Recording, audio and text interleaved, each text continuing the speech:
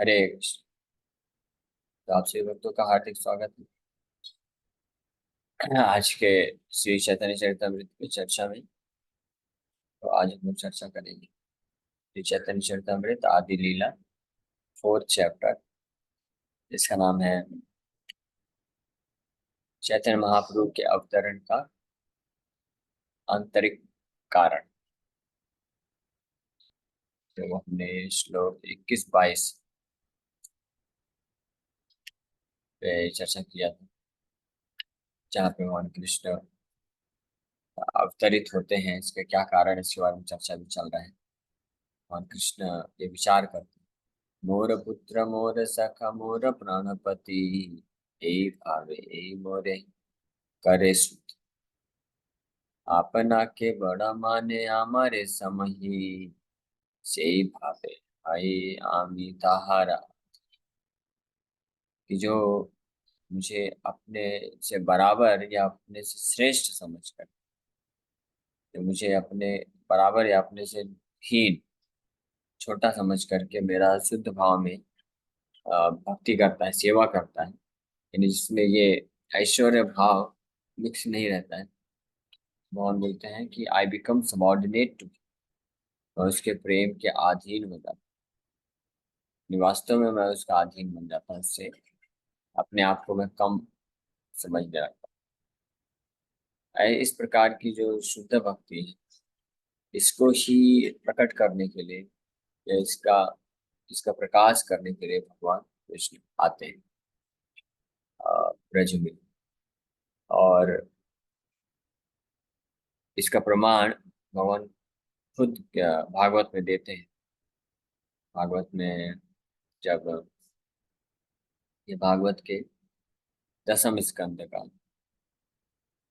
82 number श्लोक के 82 number अध्याय के 44 नंबर श्लोक, भगवान जब गोपियों से बताते हैं कि उनकी भक्ति से किस प्रकार से भगवान अपने आप को ऋणी समझते हैं। तो ऐसे मयि भक्तिर्हि भूतानाम अमृत्वाय कल्पते, दिष्टया यदा मति स्नेहो भवति नाम मदापन। Devotional service rendered to me by the living beings revives their eternal life. O my dear damsels of Braja, your affection for me is your good fortune, for it is the only means by which you have obtained my faith. मयि भक्तिर्हि भूतानां, कोई भी जीवात्मा अमृतत्वाय कल्पते, अमृतत्वाय यानी eternal life, जो भगवान की भक्ति में लगते हैं, भगवान अपने ही शब्दों में यहाँ पे बोल रहे हैं।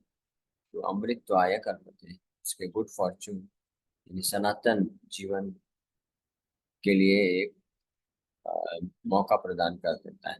दिष्टया, तो सौभाग्य से, बड़े सौभाग्य से आप सबके हृदय में मेरे प्रति मत स्नेह, मेरे प्रति शुद्ध प्रेम है। तो इसीलिए और इसी के द्वारा ही भगवती नाम मद आपना, मुझे कोई आसानी से प्राप्त कर सकता है। Pure devotional service is represented in the activities of the residents of Brajabhumi, Vrindavan. During a solar eclipse, the Lord came from Dwarka and met the inhabitants of Vrindavan at Samant Pancham. The meeting was intensely painful for the damsels of Brajabhumi because Lord Krishna had apparently left them to reside at Dwarka. But the Lord obligingly acknowledged the pure devotional service of damsels of Braja by speaking this verse. तो ये जब कुरुक्षेत्र में meeting हुआ था, भगवान द्वारका से कुरुक्षेत्र गए थे और ब्रजवासी वृंदावन से कुरुक्षेत्र गए थे एक्लिप्स के टाइम पे, जब ग्रहण लगता है, सोलर एक्लिप्स, सूर्य ग्रहण के समय। तो वहाँ पे समस्त ब्रजवासियों से मुलाकात होती है, तो उनका हृदय तो पूरी तरह से टूटा हुआ रहता है। उस समय भगवान कृष्ण उनकी शुद्ध भक्ति की प्रशंसा करते हुए इस श्लोक बोलते हैं। ये श्लोक से प्रमाणित होता है कि भगवान ब्रज के उन शुद्ध भक्तों की भक्ति से ही प्रभावित हो जाते हैं और उनके बिक जाते हैं। माता मोरे पुत्र भावे करे न बंधन, अतिहीन ज्ञाने करे लालन पालन। Mother sometimes minds me as her son. She nourishes and protects me, thinking me utterly helpless. अतिहीन ज्ञान बता रहे हैं ब्रज में कैसी स्थिति है। ये जो शुद्ध है भक्ति है, इस स्थिति में मेरा जो भक्त है, जो माँ का भाव है, वात्सल्य प्रेम, तो पुत्र भावे, मुझे पुत्र के भाव से देख, ऐश्वर्य भाव नहीं, ईश्वर भाव नहीं कि ये ईश्वर है। यहाँ तक कि अगर पता भी चल जाए कि कृष्ण परम ईश्वर हैं, तब भी यशोदा माता के हृदय में ये भाव, ऐश्वर्य ज्ञान का ये जो भाव है, ये ज्यादा समय टिकता नहीं। तुरंत ही वात्सल्य शुद्ध प्रेम जो है इस ज्ञान को, ऐश्वर्य ज्ञान को ढक देता है। ब्रज में ऐसे अनेक इंस्टेंस हुए जहाँ पे भगवान अपनी लीलाओं को प्रदर्शित जब करते हैं तो इसमें उनका ऐश्वर्य कई बार सामने प्रकट हो जाता है ब्रजवासियों के सामने। लेकिन फिर भी माता यशोदा कृष्ण को पुत्र भाव से ही देखती है। उनके शुद्ध ये जो प्रेम है, इसके कारण वो ज्ञान थक जाता है और इस प्रकार से वो कृष्ण को, तो उनके हृदय में ये विचार रहता है कि अगर मैं कृष्ण का पालन पोषण नहीं करूंगी, कृष्ण जो है तो उनका जीवन कैसे चलेगा। भगवान को पूरी तरह से असहाय समझते हुए का पालन पोषण करते हैं। ये ब्रज का भाव है। और सखा, सखा क्या सोचते हैं। सखा शुद्ध सख्य करे स्कंधे आरोहण, तुम्हें कौन बड़ा लोक तुम्ही आमिसा। और जो सखा होते हैं वो शुद्ध सख्य भाव में आकर के, friends, my friends climb on my shoulders, pure friendship, saying what kind of big man are you, you and I are equal. तो जो सखा होते हैं वो शुद्ध सख्य भाव में रहते हुए भगवान से कुश्ती लड़ते हैं, भगवान से गले मिलते हैं, भगवान के कंधे में चढ़ जाते हैं और बोलते हैं कि तुम ही कौन हो बड़ा लोग, तुम कौन से बहुत बड़े व्यक्ति हो, तुम और हम एक ही। यहाँ तक कि भगवान जब बहुत सारे अद्भुत लीलाएं प्रदर्शित भी करते हैं, जैसे असुरों को वध करना हो, तो कोई सखा तो करता नहीं, तो कृष्ण ही सारे असुरों का वध करता है। और डेली कृष्ण 2-3 असुरों का वध कर ही देते थे और ऐसे ऐसे असुरों का वध करते थे जिनसे देवी देवता भी डरते थे। लेकिन इसके बावजूद जो सखा है उनके हृदय में शुद्ध सख्य का रस होने के कारण वो कभी कृष्ण को बड़ा नहीं समझ पाते, एक समान ही समझते।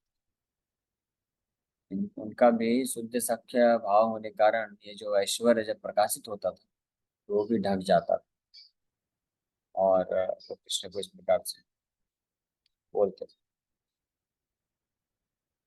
यहाँ तक कि कई बार कृष्ण खुद अपने मित्रों से डर प्राप्त करके कि ये मुझे अपने मित्रों की टोली से बाहर निकाल देंगे, तो उनको, कृष्ण को जो मित्रों की आज्ञा का पालन करना पड़ता। जैसे एक बार सभी मित्र खेल रहे हैं और फिर कुछ समय पश्चात जब कृष्ण की बारी आई सेवा देने की, तो यशोदा मैया आगे उनको लेके जाने के लिए और कृष्ण को जाना पड़ रहा है। सारे उनके सखा बोलते हैं कि अभी कृष्ण जा रहे हैं, तो अब वापस से इनको इस जो मैच चल रहा है, इस गेम में, इस खेल कूद में वापस से उनको कोई भर्ती नहीं करेगा और वो अकेले चुपचाप खड़े होकर देखना पड़ेगा। तो कृष्ण डर जाते हैं और वापस से दौड़ के आते हैं और अपना जो सेवा है वो देते हैं। तो इसको शुद्ध सख्य भाव बोलते हैं। ये केवल ब्रज में है। तो इस प्रकार से ब्रज में शुद्ध माधुर्य भाव है और शुद्ध वात्सल्य भाव है, रस, शुद्ध साक्ष्य रस भी, अशुद्ध दास रस। वैकुंठ में जो माधुर्य रस है उसमें ऐश्वर्य मिश्रित माधुर्य रस, और ऐसा वात्सल्य रस तो है नहीं। वात्सल्य रस नारायण के लिए नहीं, लेकिन मथुरा और द्वारका में है भी, उसमें भी ऐश्वर्य निश्चित रहता है। और साक्ष्य रस भी बहुत कम देखने को मिलता है, लेकिन जो भी सखा हैं भी वैकुंठ है या अन्यत्र, उसमें भी ऐश्वर्य विश्रुत साक्ष्य रस होता है, लेकिन शुद्ध रूप में ब्रज में होता है। तो उसी को भगवान प्रकाशित करने के लिए प्रकट करते हैं। अब अपने माधुर्य रस के बारे में वर्णन करते हैं। प्रिय यदि मान करी करय भर्सन, वेद स्तुति हईते हर से Raman. If my beloved consort reproaches me in this sulky mood, that steals my mind from the reverent hymns of the Vedas. भगवान बोल रहे हैं कि जो प्रिया यानी माधुर्य रस में स्थित जो गोपियां हैं, कई बार मान या गुस्सा करके भगवान का भर्त्सना करते हैं, यानी डांटते हैं, चस्टाइज करते हैं, रिब्यूक की भर्त्सना करते हैं। भगवान बोल रहे हैं कि वेद स्तुतियों हईते हरे से ही मोरम, कि वेदों की स्थितियों से ज्यादा वो जो डांट है गोपियों का मान कर करके जो डांटती हैं, वो उससे मेरा मन ज्यादा आकर्षित। यहाँ एक तरफ वैकुंठ आदि अनंत लोकों में कई शुद्ध भक्त और शुद्ध ब्राह्मण कई लंबे समय से वेद स्तुति कर रहे हैं। वेद स्तुति में भगवान का गुणगान होता है। अनंत शेष अनंत काल से अपने हजारों मुखों से निरंतर भगवान का गुणगान करते हैं। ये भगवान बोल रहे हैं वो गुणगान, लंबे लंबे समय से वो गुणगान जो कि शुद्ध भाव में बिल्कुल विनम्रता के साथ वेद स्तुतियों करते हुए करते हैं, वो मेरे को ज्यादा आकर्षित नहीं करता। लेकिन जो गोपियां हैं ब्रज की, जो मान करके गुस्सा में आकर के मुझे डांट लगाती, वो ज्यादा मुझे प्रिय है, मेरे मन को पूरा हर लेती है। ऐसा क्यों? क्योंकि वहां पे पूर्ण रूप से शुद्धता है, ऐश्वर्य ज्ञान विश्रित नहीं है वो। तो ये है ब्रज का ये भाव भगवान को खुद आकर्षित करता है। तो ये भगवान इस ब्रज के शुद्ध भाव को प्रदान करने के लिए या प्रचार कर, प्रदान तो इस अवतार जब कृष्ण आए तब तो प्रदान तो नहीं किया उन्होंने केवल बस इसका प्रचार किया, एडवर्टाइजमेंट किया, दिखाया बस लोग कि ऐसा ऐसा है। ऐसे कोई कंपनी वाला जब कोई बहुत ही कोई इंपॉर्टेंट प्रोडक्ट निकालता है तो पहले उसका एडवर्टाइजमेंट कर देता है, लेकिन अभी मार्केट में अवेलेबल नहीं है, वो लिख देता है कमिंग सून, जल्द ही आने वाला है, लेकिन बाद में फिर आता है। उसी प्रकार से भगवान कृष्ण आए, उन्होंने ब्रज के जो शुद्ध भाव है यहाँ पे जो बताया गया है, शुद्ध वात्सल्य रस, श्रृंगार रस, साख्य रस, तो इसको केवल प्रदर्शित किया, इसको प्रदान नहीं किया किसी, इसको प्रदान करने के लिए फिर आगे वर्णन किया जाएगा उस चैतन्य महाप्रभु को। According to Upanishads, all living entities are dependent on the supreme living entity, the personality of God. As it is said, कथा उपनिषद में बताया गया है, नित्यो नित्यानाम चेतन चेतनानाम एको बहुनाम यो विदधाति कामान। One eternal living entity supports all other eternal living entities. Because the Supreme Personality of God maintains all the other living entities, they remain subordinate to the Lord, even when joined with Him in the reciprocation of loving affairs.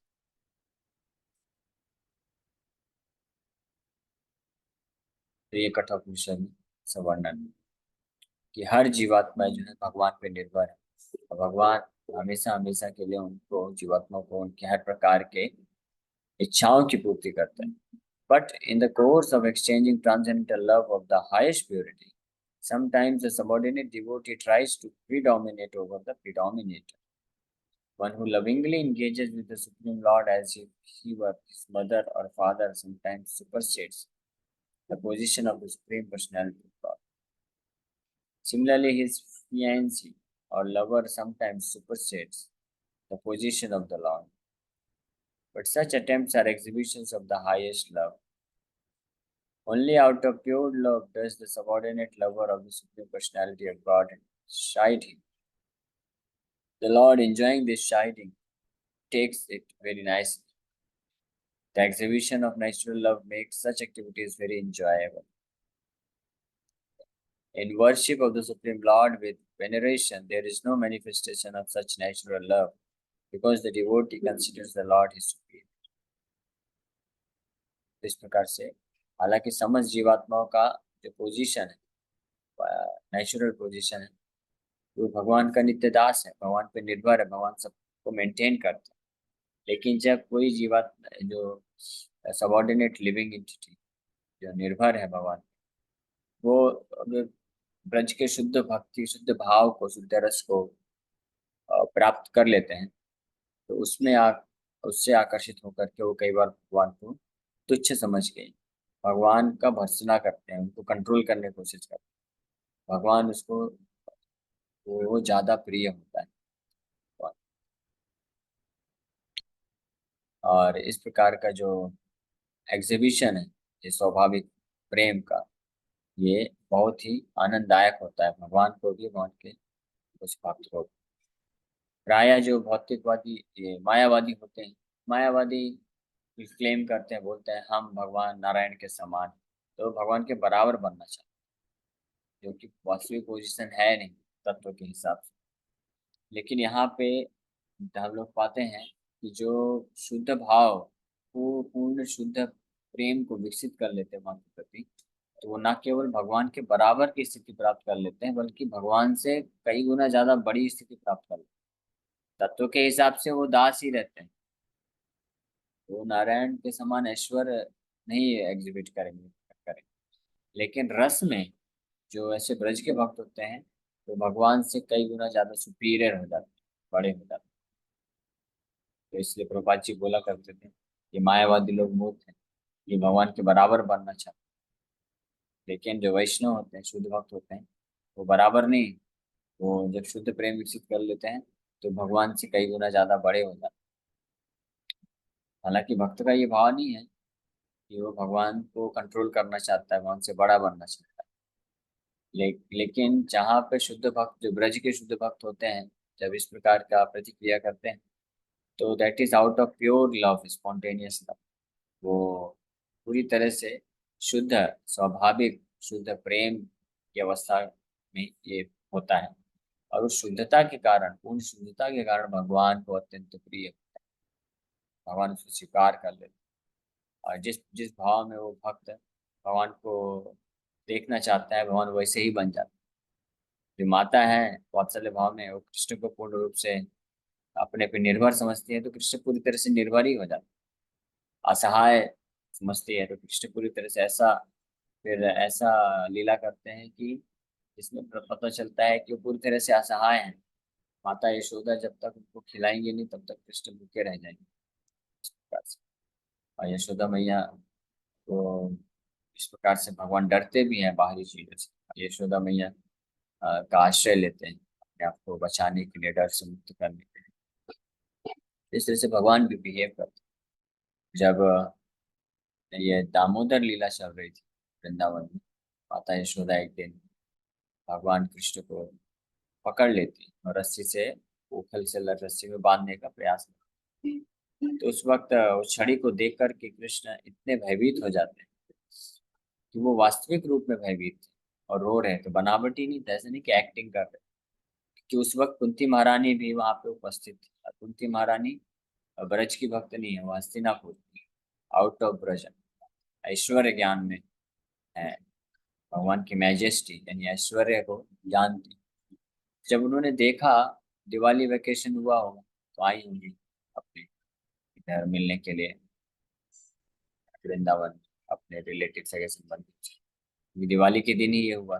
Diwali के दिन प्राय दिवाली के समय पे, अवसर पे कई लोग जाते हैं सगे संबंधी के पास। तो कुंती महारानी आई थी ब्रज में, तो उन्होंने देखा था कि किस प्रकार से दिवाली के दिन सुबह सुबह भगवान कृष्ण को दौड़ने पकड़ने के लिए दौड़ी यशोदा मैया। और कृष्ण सच में भयभीत थे। जब पकड़ लिया तो उस समय तो देखने लायक था उनका जो मंडल था, इतने भयभीत हो गए थे, रो रहे थे। यशोदा मैया सोची, कह रही ये तो वो ज्यादा डर गया है। उन्होंने छड़ी को फेंक दिया और केवल बांध दिया। और इस बात से बांधा था कि यशोदा मैया को लगा कि बहुत जो है डरा हुआ है, कहीं इतने डर के मारे कहीं ये भाग के कहीं चला ना जाए। इसलिए उनके हित के लिए, कृष्ण के हित के लिए उन्होंने बांध दिया। जब तक ये नॉर्मल नहीं हो जाता है, डर खत्म नहीं हो जाता, तब तक इसको बांध के रखते हैं, मैं तब तक अपना काम कर लेती हूँ।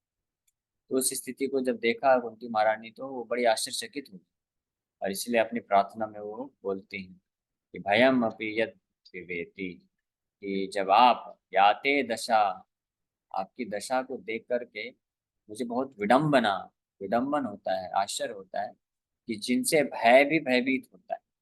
भगवान भगवान से जो भय है, भय नाम का व्यक्ति है, वो भी भयभीत हो जाता है। वो भगवान भी माता यशोदा की छोटी सी छड़ी को देख करके ऐसे भयभीत हो रहे हैं, जैसे कि सच में कोई बहुत भयानक भय आ गया। तो ये भगवान की कृपा होती है, जो शुद्ध भाव में, शुद्ध रस में जिस प्रकार से भगवान का सेवा करना चाहते हैं, भगवान उसी प्रकार से उनके सामने अपने आप को मैनिफेस्ट प्रकट कर। तो ये ब्रज के शुद्ध भक्ति का वर्णन है। इसको एग्जिबिट करने के लिए भगवान कृष्ण आते हैं। Regulative principles in devotional service are meant for those who have not invoked the natural love of God. लेकिन जो इस प्रकार के स्वाभाविक शुद्ध भक्ति प्रेम को प्राप्त नहीं किए हैं, तो उनके लिए ये विधि भक्ति का प्रयोजन दिया गया, विधि भक्ति करने को दिया गया है, ताकि इसको करके धीरे धीरे व्यक्ति जब भौतिक आसक्ति से अपने आप को मुक्त करेगा, भौतिक कलमश से पहले मुक्त होना होता है, उसके बाद फिर किसी शुद्ध भक्त का आश्रय लेकर के भगवान के प्रति वो ब्रज की शुद्ध भक्ति प्राप्त होती है। When natural love arises, all regulative methods are surpassed, and pure love is exhibited between the Lord and the devotee. Although on such a platform of love, the devotee sometimes appears to predominate over the Lord or transgress regulative principles, such dealings are far more advanced than ordinary dealings through regulative principles with awe and veneration. A devotee who is actually free from all designations due to complete attachment in love for the Supreme, its spontaneous love for God, which is always superior to the devotion of regulative principles. तो इस प्रकार से जो शुद्ध प्रेम है, ये बहुत ही अत्यंत एडवांस, बहुत ही ज़्यादा एडवांस स्टेज में ये प्राप्त होता है। नॉर्मल जो डिवोटी होते हैं, वो विधि भक्ति का पालन करना चाहिए, और धीरे धीरे पहले भगवान के प्रति प्रेम विकसित करना चाहिए, भौतिक संसार से विरक्ति विकसित करना चाहिए। तत्पश्चात फिर जब प्रेम की सबसे गहरी अवस्था में जब पहुंचता है, तब वो स्पॉन्टेनियस रागानुगा भक्ति, रागात्मिका भक्ति को प्राप्त करता है, और फिर उसमें विधि भक्ति के नियम कानून के ऊपर परे जाता है। The informal language used between lover and beloved is indicative of pure affection. When devotees worship their beloved as the most venerable object, spontaneous loving sentiments are observed to be like. A neophyte devotee who follows the Vedic instructions that regulate those who lack pure love of God may superficially seem more exalted than a devotee in spontaneous love of God. But in fact, such spontaneous pure love is far superior to regulative devotions. Such pure love of God is always glorious in all respects, more so than reverential devotional service rendered by a less affectionate. यहाँ पे दो प्रकार के जो भक्त, उनका तुलना किया जा रहा है कि जो रेगुलेटिव डिवोशनल सर्विस में जो विधि भक्ति में स्थित भक्त होते हैं, तो भगवान का जो आराधना करते हैं, पूजा करते हैं, बहुत सारे मंत्रोच्चारण के द्वारा, बहुत बहुत सारी तपस्या या आरती या सेवा भजन, और विशेष रूप से जो पुरुष सूक्त प्रेयर है, संस्कृत के मंत्रों से भगवान का गुणगान करते हुए, स्तुति करते हुए करते हैं, तो कई बार वो भक्त ज्यादा श्रेष्ठ दिखते हैं ऐसे साधारण भक्त से, जो कि बहुत सारे मंत्र, संस्कृत के मंत्र नहीं जानते हैं, लेकिन वो स्पॉन्टेनियस तरीके से भगवान के प्रति आकर्षित होकर के सेवा करते हैं। तो ऐसा बाहरी रूप से दिखता है, लेकिन वास्तव में जो स्पॉन्टेनियस यानी स्वाभाविक रूप से शुद्ध प्रेम के वशीभूत होकर के कृष्ण का निरंतर 24 घंटे सेवा में कार्यरत रहते हैं, वो कई हजारों गुना ज्यादा श्रेष्ठ होते हैं ऐसे वैदिक भक्त, जो कि केवल मंत्रों के द्वारा, स्तुतियों के द्वारा भगवान का जो है सेवा या भक्ति करते हैं। तो इसी के साथ एक विराम करते हैं। तो आप सभी भक्तों का बहुत बहुत धन्यवाद। तो ये विधि भक्ति और शुद्ध ब्रज की भक्ति के बीच में ऐसा अंतर बताते हुए कविराज गोस्वामी भगवान कृष्ण के स्वयं आने के कारण को प्रस्तुत करते हैं। Yes Yogesh bro. हरे कृष्णा प्रभु जी। प्रभु जी, हरे जैसे आपने कृष्ण। बताया हाँ, जो अन्य देवी देवताओं की पूजा करते हैं, जैसे भगवान शिव की पूजा करते हैं, और उनको प्राप्ति भी हो जाता है जो मांगते हैं। तो क्या वो भौतिक है, लेकिन वो आध्यात्मिक जीवन में वो कंसिडर होता है कि वो नहीं, वो भौतिक जो मांगेंगे भौतिक प्राप्त होगा, वो तो भौतिक है ना। प्राप्त करके भौतिक कुछ समय बाद नष्ट भी हो जाता है। आध्यात्मिक फल केवल एक ही है, जो अगर हमको भगवान कृष्ण की भक्ति में आगे बढ़ने में मदद करे, वही आध्यात्मिक फल। बाकी उसके अलावा सब कुछ भौतिक है। यहाँ तक कि मुक्ति की इच्छा भी जो है, मुक्ति भी प्राप्त करता है कोई, तो वो भी एक प्रकार से भौतिक भोग, भौतिक सुख के का ही एक लक्षण है।